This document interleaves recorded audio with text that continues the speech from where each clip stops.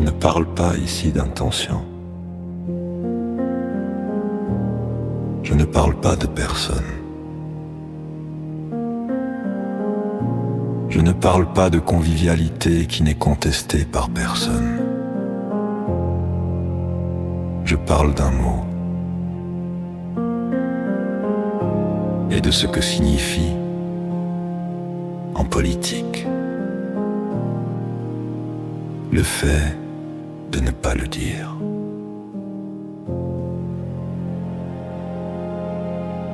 Il y a un sapin, des lumières,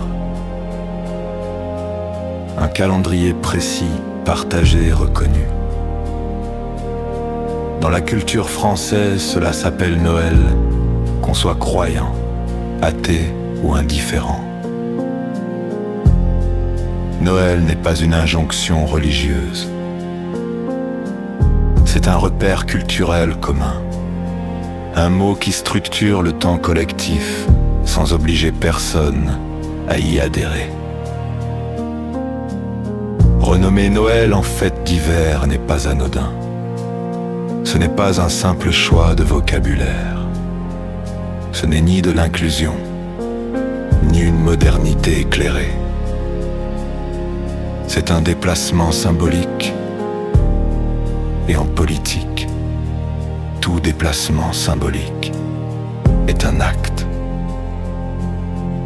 Je sais ce que certains répondent, que l'intention est bonne, que le moment est chaleureux, que ce n'est pas grave. Mais la responsabilité politique ne s'évalue pas seulement à l'intention. Elle s'évalue à ce qui est montré, à ce qui est nommé et à ce qui est volontairement évité. La République n'a jamais demandé d'effacer les traditions. Elle a garanti la liberté de conscience, pas l'effacement des repères communs. Si l'on applique cette logique jusqu'au bout, alors soyons cohérents. On ne dirait plus Ramadan, mais jeûne de printemps. On ne dirait plus Aïd, mais repas saisonniers. On ne dirait plus Hanouka, mais fête hivernale des Lumières. Personne ne le propose parce que ce ne serait pas du respect. Ce serait une négation culturelle déguisée. Dire Noël n'exclut personne. Refuser de le nommer n'inclut personne non plus. Cela ne rassemble pas davantage, cela crée du flou, de la crispation inutile et parfois une gêne silencieuse face à notre propre héritage collectif. Lorsqu'on exerce une fonction nationale, on ne s'exprime pas seulement en son nom. On engage une parole institutionnelle avec un devoir de clarté, de cohérence et de respect des cadres culturels partagés.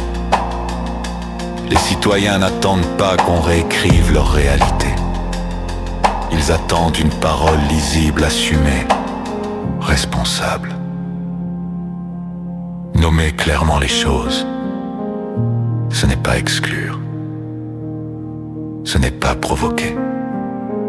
C'est respecter toutes les cultures, y compris celles qui structurent historiquement notre calendrier commun. En politique,